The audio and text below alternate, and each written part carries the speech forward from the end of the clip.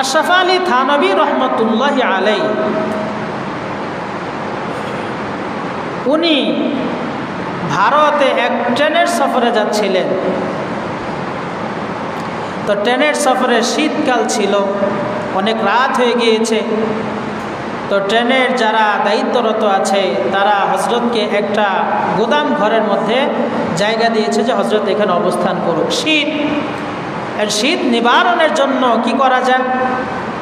তো ওই ট্রেনের মধ্যে যেই মাস্টার ছিল সে আরেকজনকে আদেশ করলো, হজরতের জন্য একটা লাকড়ি জ্বালাও, কাঠ জ্বালায় দাও, আগুনের তাপ দিয়ে শীত নিবারণ করব। তখন আশরাফ আলী থানভী রহমতুল্লাহ আলাইহি চিন্তা করলেন যে এই যে লাকড়ি যে জ্বালাবে, এই লাকড়িটা কি তাদের ব্যক্তিগত নাকি সরকারের? যদি সরকার হয়ে থাকে তাহলে সরকারি মাল আমার ব্যক্তিগত কাজে ব্যবহার করা তো জায়েজ হবে না। আর যাকে আদেশ দিয়েছে সেই লোকটি ছিল হিন্দু। এখন আশরাফ আলী থানভী রহমতুল্লাহ আলাইহি ওই হিন্দু লোকটাকে বলতেও পারতেছে না যে তুমি জ্বালাইও না, এটা আমার জন্য বৈধ না। তাহলে হয়তো হিন্দু লোক মনে করবে যে ইসলাম এত সংকীর্ণ, ইসলাম সম্পর্কে তার ভিতরে একটা মন্দ ধারণা আসবে।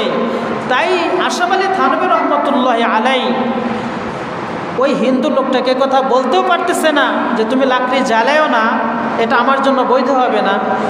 আবার ভিতরে ভিতরে যেহেতু একটা সরকারি মাল, এটা ব্যক্তিগত কাজে ব্যবহার করা জায়েজ হবে না, এটাও তিনি মনে মনে অনুভব করতেছেন।